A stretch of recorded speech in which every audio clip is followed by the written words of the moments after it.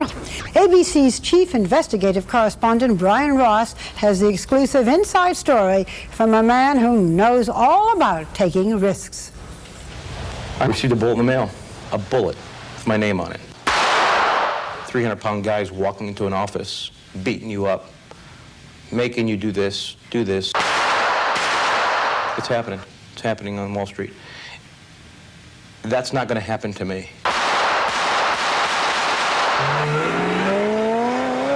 Tony Elgindy is a 29-year-old stockbroker who drives a Ferrari, makes and loses millions, and doesn't go anywhere without his gun. It's a small Colt 380. This is Wall Street in the 1990s? Threats, beatings, guns? It's definitely there. I've seen it, close up. Elgindy started carrying a gun and using elaborate security measures after he began cooperating with the FBI and federal prosecutors, telling what he knows about a new wave of stock swindlers and organized crime figures who have moved into Wall Street in a big way, targeting as their victims small investors across America. They are what the scams are all about. The $5,000, $10,000, $20,000 investor. They haven't got a prayer. Really? Haven't got a prayer. It's been the talk of Wall Street. Scores of stockbrokers around the country under investigation or indicted on corruption charges. Entire brokerage firms allegedly infiltrated by mobsters to push worthless stocks. A climate of fear and violence. They looked like gangsters. As stockbrokers in three-piece suits have come face to face with hoodlums in sharkskin suits. They came in and they basically started in a Wall Street firm. They started trying to rough people up. They created electronic trading. And most of the problems have occurred with stocks connected to or overseen by what is known as NASDAQ, which specializes in small startup companies, many of which have become huge successes, like Microsoft and MCI, which produced this glowing commercial. But as we found in a 2020 investigation, the same lenient rules that have let legitimate startup companies sell stock have also made it easy for con men and the mob to do the same thing. And the way it works is simple. The con men and the mob find obscure, failing companies or start their own and then buy up the stock cheap. Then, using corrupt brokers, high-pressure telephone sales, and misleading press releases, they create a kind of buying frenzy, sucking in small investors and driving up the price until the crooks cash in their stock and the price collapses. We thought it was all on the up and up. That's just what happened to this family when a broker persuaded one of them, George Furnham, a Dallas businessman, to invest thousands of dollars in an obscure company called Alco International. Said it was a slam dunk. It was a sure thing. Listed and traded on NASDAQ's second-tier market, Alco claimed to have millions of dollars in orders for a breakthrough medical device that would help protect surgeons from AIDS. Twice a week we would get literature in the mail showing how many they sold and how much money they're going to make off it and how the stock was just going to go through the ceiling. So when this showed up in the mailbox, happy days are here again. It looked pretty legit. George Furnham was so impressed, he recommended Alco stock to his sister-in-law, Janice, in Michigan, who then told her father, Richard Hadley, about Alco. how much did you put into Alco? We had $11,600. So I had to get in with it too. I bought 3 different times, total of $13,700, which is a pretty good chunk of change for us. What thousands of investors in Alco did not know until it was too late was that there were only a few sales, that the brochures were full of half-truths and outright lies, and that behind the scenes at Alco was a convicted con man. This man, Melvin Lloyd Richards, supposedly barred by the government from dealing in stocks. But federal authorities say Richards and his associates were able to run up Alco's stock price by paying huge bribes to stock brokers, who would then push the stock to their unwitting customers. Many of the brokers worked at the same firm as Tony Elgindy. Undeniably, they were being bribed.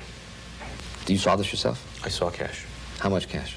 I was able to determine that on any given month, on any given payday, it was between $100,000 to $200,000, $300,000 in cash going out per office. In cash bribes? In cash. At the time, Elgindy was an executive at the brokerage firm of Armstrong McKinley in San Diego, which came to be at the center of the Alco scandal once El Guindy provided information to federal investigators about how the bribe scheme worked. Instead of recommending IBM, Ford, General Motors to their customer, now they have an extra payment, extra incentive to recommend something they normally wouldn't recommend. Could it have been done without the bribes to the brokers? No. Never. No.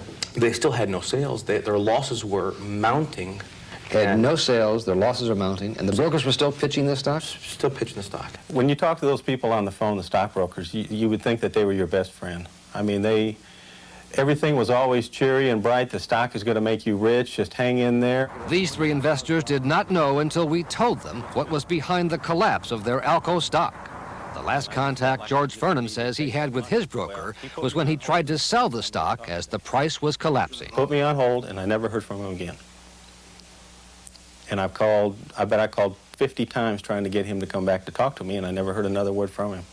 At the time you wanted to sell? Yes, I was dead set on selling, and I couldn't sell it. It's how much stock can you sell to the public and get away with it? How much money can you make without getting caught? El Guindy's information helped lead to the conviction of Richards and 4 others on tax evasion charges, but not before investors lost more than $100 million.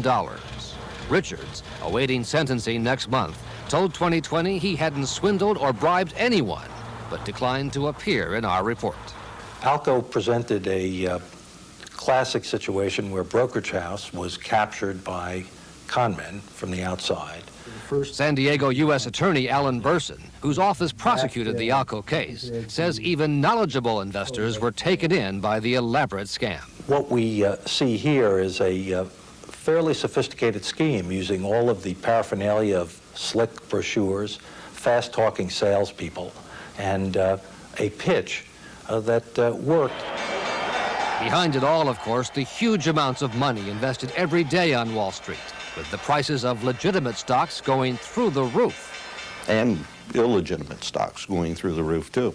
Stuart Allen, a former top criminal investigator for the Securities and Exchange Commission, says the bull market of the 1990s has overwhelmed government regulators, allowing worthless stocks and corrupt brokers to flourish.